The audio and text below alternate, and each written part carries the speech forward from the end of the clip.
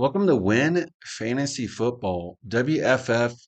So many people on bye this week. It's important to set your lineup right. If you have any questions about any of the wide receivers, ask me down below. I will help you. Now, let's go ahead and get started here. Jamar Chase plays the Jets. You're saying, wow, that's Sauce Gardner. It doesn't matter. Sauce Gardner cannot guard Chase. Chase will embarrass him. And he's getting flooded with targets. So, not worried about that matchup at all. Justin Jefferson is going to go wild against the Chargers. Okay, I know the matchup's not the best, but the Chargers actually throw the ball more than any team in the NFL right now.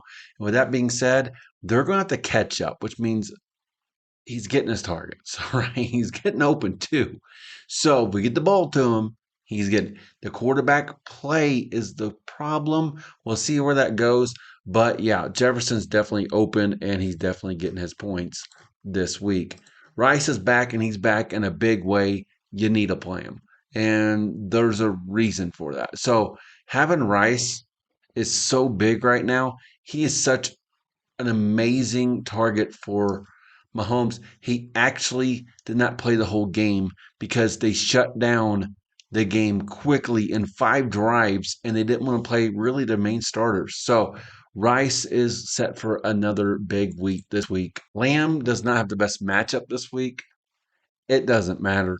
Uh, Jackson Dart just tore up Denver. I'm not worried about their defense.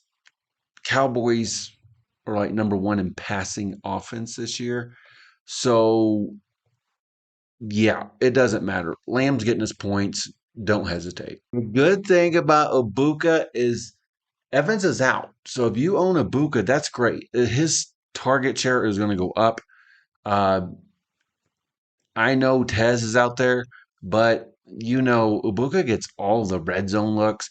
He missed a couple last week, or you've been talking about a different week for him. So yeah, he's definitely a safe start.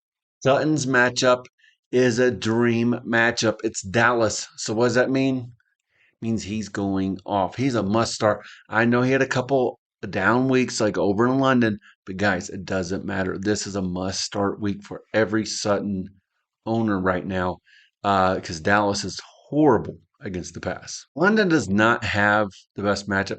London does not have the best quarterback. I was getting tired of Penix like just throwing hospital balls to London. Like he's just forcing it, right? Like he's not even trying to look away. He's not looking at his second option. And man, he's throwing London right in the coverage. So I hate that. But London is going to still get his targets. He is going to get his points. I do like how they line him up in the slot. It gives him a little more of an option to run different type of routes, like out to the left, stuff like that. I'm going to say London's a very safe, just very safe start this week. Pickens is next. If you look at Denver stats, I know they have a great defense, but it didn't look like it last week against the Giants. And the Cowboys passing game is so overpowered. Just play Pickens. There's no big deal here. You got to start him. He's going to get his point. Rome has a dream matchup. He's bouncing back this week. I know you're mad last week, and now you don't want to start him, but you have to, guys. You got to play. This is one of the best matchups of the year left on his schedule. Baltimore's horrible against the pass. Rome will shine. Chris is getting his targets. Tampa Bay's defense is not the best. Look for him to stay right on schedule with what he's been getting. Hopefully they can get down in the red zone. That's been the problem for the most of the year is getting the red zone targets, the touchdowns, because the offense doesn't move down because the rat's horrible, okay? Spencer Rattler's horrible, so they're not getting down the field, but Olivier's open. So he's still going to get his points. A.J. Brown has a matchup he wants, and I'm going to tell you, he's going to get his points. All the A.J. Brown owners that were upset, I traded for A.J. Brown. And now you see what he did last week. Okay. His schedule gets even better down the road. And this is going to be a great matchup, and you're going to see A.J. Brown shine this week. I do like the matchup against the Jets because, they want to quit out there. And Flacco's actually just getting the ball where they need to put it. And he's actually looking good last week. I'm going to tell you, that just means Brownings is really, really bad because Higgins and Chase have been getting separation. They just have not been getting the ball. And now I think you're going to see Higgins' numbers really start to rise. And if you trade it for him, congratulations. Flowers versus Chicago. Okay. Chicago is not good against the pass, and Lamar's back. So that means they're going to get the ball in the red zone, which means Flowers have more chances to score. He's not really a red zone target. But what I mean by that is the ball's going to move down the field. Okay. Now, Lamar can go run outside the pocket for 4 seconds and let Flowers just get open. So, yeah, Flowers is going up, up, and away because of his schedule and because of Lamar's back. Pittman plays Tennessee, not scared. I just want to say this for all you Pittman owners out there, just know they run a spread offense. So yes, Pittman looked good last week, but if you notice the weeks before, he really didn't. And it's kind of a guessing game who's going to get most of the targets. I know Pittman does get a good amount of red zone targets, but I'm just saying in a spread offense like that, it's just kind of whoever. And with Taylor just going to go off on Tennessee this week, they may not have to throw the ball that much. They could just keep running it and run the clock out. So, yes, Pittman can get open and he can get his yard this week. I do like the matchup for him, but just be aware of Taylor just running out the clock. Metcalf is here, and I really don't like this matchup that much. Ugh. Green Bay's tough to throw against in a way, the way they kind of play, like their cover two, I will say, but okay. Rodgers checks the ball down so much, or I have DK higher. Okay. DK is going to be kind of a hit or miss week. I think he's going to be boom or bust. It's going to be a deep ball touchdown or not much. So, yeah. Am I that confident in DK this week? Not really. Go against San Francisco. Am I really scared of San Francisco? No, they have a lot of injuries on their defense, but I'm scared of the quarterback play. CJ Stroud does not look good, and I wish the kid does get better. You know, I wish nothing bad on him, but man, right now it's tough. And uh, with Nico, I think he's suffering from that. Can he get his points? Yes. If they just flood him with targets, he'll be open. But right now, guys, this Tennessee offense really isn't moving down the field very much. Ladd could get his targets. Allen or Johnson. We don't know. They just spread it out, let it fly. So, can I promise you Ladd's going off? No, I can't. But is he worth starting? Yes. He's going to be open. He's going to get a chance because the Chargers throw the ball more than anybody. But I'm just going to tell you right now if you start him, I feel like it's going to be 15 points or three. So hopefully, if you have Ladd, hopefully he scores. Same thing with Quentin Johnson. You guys are disappointed last week. You might be disappointed this week. It's a tough matchup against Minnesota. There's going to be plenty of balls flying around, but we'll see where it goes. Is Quentin Johnson a home run this week? I'd say no. I'm a little higher in Tet than others. Uh, I have no confidence in the Buffalo defense. So I'm going to tell you right now, Tet is going to be that guy that can just really bust the game open. I know you're disappointed some weeks, happy one week. It kind of depends. It really depends on Young. Sometimes his quarterback plays horrible. Sometimes he's efficient. So I do think that Tet is going to be worth a start this week. So if you start him, I don't blame you against Buffalo. Smith against the Giants had a broken coverage home run ball, and Hurts overthrew him. Okay. They're playing the Giants again. So what does that mean? That means I think Smith is going to get his points. And not because of the one missed throw. It's because I'm not confident in this Giants secondary. You see what Denver did last week? Yeah. So I think it's going to be a shootout. And I think Smith is definitely playable. And this is one of his better weeks, I believe, that he has coming up in the future. So this week, if you're going to play Smith, this is one of the weeks you got to play him. Allen, guys, he can just get a lot of the red zone targets, which is going to be good. I do like that, but man, I just feel like the ball's just spread out everywhere. Uh, it's not the best matchup. So Is Allen a must start? No. If you're in a deeper league, yes. I mean, if you're in a 12-team league, you got to start Allen. But I will say right now, guys, I don't want to say you have to start him if you only have one flex like in a 10-team league. Be careful.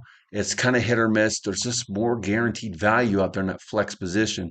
So if you have them, ask me down below who you have, and I can give you some advice with some reason behind it on why you should or should not start Allen.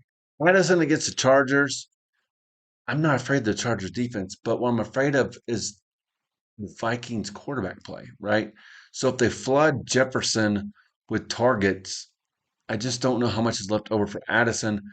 I'm going to say this week, I know Addison's been a bigger target for Wentz, like far as throwing the ball to him. But man, I'm just not confident in the quarterback play. And you know what? Addison could end up getting his points because of a shootout. But yeah, this week I'm just not feeling it uh, with the quarterback play. I'm just not. Diggs against Cleveland, not a great matchup. And this offense feels like it's hit and miss each week. And it's a tough matchup. It might be a miss. Now they could force feed him, like screens, stuff like that. But yeah, is he worth starting this week? It's almost a coin flip.